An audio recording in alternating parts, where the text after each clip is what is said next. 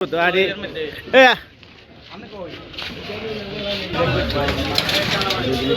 কি সিল দেখি stock computer একটা মোট দুইটা আর কি পিসিআর হলো যে আপনার মনিটর।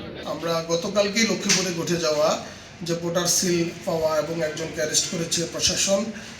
আজকেই সে বিষয়ে মামলা হয়েছে। সে বিষয়ে মামলাতে শরীফ নামে 2 নম্বর আসামি, আমরা সংবাদ মাধ্যমে দেখেছি যে সে জামাতের কর্মী বলে এ ধরনের সংবাদ মাধ্যমে এসছে।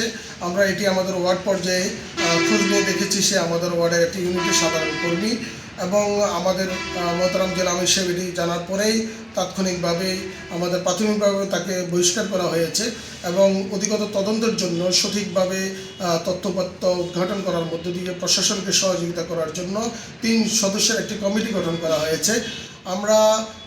আমরা প্রত্যাশা করি যে সঠিক তদন্তের মধ্য দিয়ে প্রশাসন সেই সঠিক তথ্যটি বের করে আনবেন। গতকালকে যখন ঘটনাটি ঘটে আপনারা লক্ষ্য করুন, তখনই তার 10-15 মিনিটের মধ্যেই কিন্তু প্রতিপক্ষ দল আমাদের জনাব এনি চৌধুরী সাহেবের দলের সমর্থক কর্মীরা তারা একটি মিছিল বের করে এবং কিছুক্ষণ পরে আবার আমরা দেখলাম যে সংবাদ সম্মেলন করে। আমরা মনে করতেছি যে আসলে বিগত কয়েক সপ্তাহ থেকেই লাগাতারভাবে আমাদের নারী কর্মীদের উপরে হামলা, বিভিন্ন জায়গায় বাধা প্রদান করা, হুমকি ধুমকি দেওয়া এবং এই যে বর্গা কাণ্ডের 50,000-এর একটি আবিষ্কারক একটি কথা বক্তব্য তুলে ধরার মধ্য দিয়ে আমাদের নারী সমাজকে মূলত হেনস্থা করার একটি অপপরিকল্পনা, এ ধরনের বক্তব্যগুলোর সূত্র ধরে কিছুদিন পরে আবার এই ধরনের একটি সিলের ঘটনাটা আমরা মনে করি একই সূত্রে গাথা। এটির প্রশাসন সঠিক তদন্তের মধ্য দিয়ে দোষী ব্যক্তিকে বের করে আনবে আমরা প্রত্যাশা করি। সেক্ষেত্রে আমাদের সার্বিক সহযোগিতা থাকবে।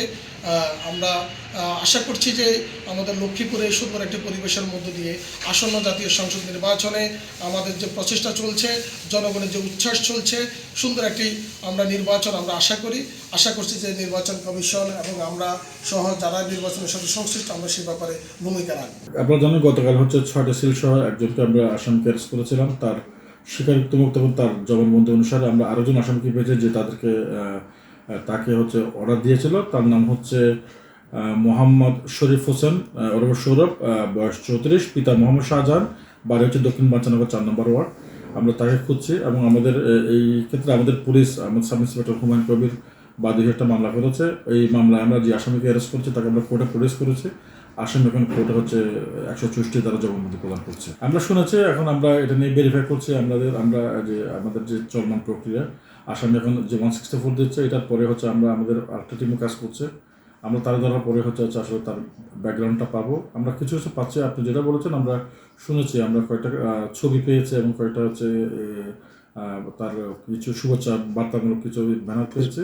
তারপর আমরা তাকে ধরার পরে ইনশাল্লাহ আমরা বলতে পারবো আসলে আমি গতকালে বলেছি যে সিল বানানো মানে এটা উদ্দেশ্যটা হচ্ছে একটা জালবোর্ড দেওয়ার একটা প্রবণতা। আমাদের তদন্ত চলছে এবং তদন্তক্রমে আমরা অবশ্যই আপনাদের জানাবো। তবে এটাতে আপনারা জানেন নির্বাচন আগে একটা সিল বানানোর মানেটা তো জালবোর্ড দেওয়ার একটা তাদের ইচ্ছা থাকতেই পারে, ইচ্ছা ছিল বলে এই কাজটা করেছে এবং সেই জন্যই আমরা পুলিশ বাদী হয়ে মামলা করেছে এবং জালিয়াতের যেসব ধারাগুলো সেসব ধারা দিয়ে কিন্তু মামলা দেওয়া হয়েছে। নির্বাচনকে কোনো আশঙ্কাকে আমরা উড়িয়ে দিচ্ছি না। সবগুলো আশঙ্কা সবকিছু কিন্তু আমাদের পুলিশের কাজই হচ্ছে আমাদের সন্দেহ করার, যাকে সন্দেহ করতে না হয় তাকে আরও বেশি সন্দেহ করা হচ্ছে আমাদের পুলিশের কাজ। তো একটা অবাধ সুষ্ঠু নির্বাচন করার জন্য যা করা দরকার আমরা তাই করবো। আমার একটা স্মার্ট সিদ্ধান্তে 25% গ্যাসের খরচ কমেছে। ভাবছেন কিভাবে? সাধারণ গ্যাস স্টোভ বদলে আমি এনেছি আরএফএল গ্যাস স্টোভ। এর সাইন্টিফিক নজেল ও ব্রাস বার্নার ক্যাপ সমানভাবে তাপ ছড়িয়ে রান্না করে দ্রুত।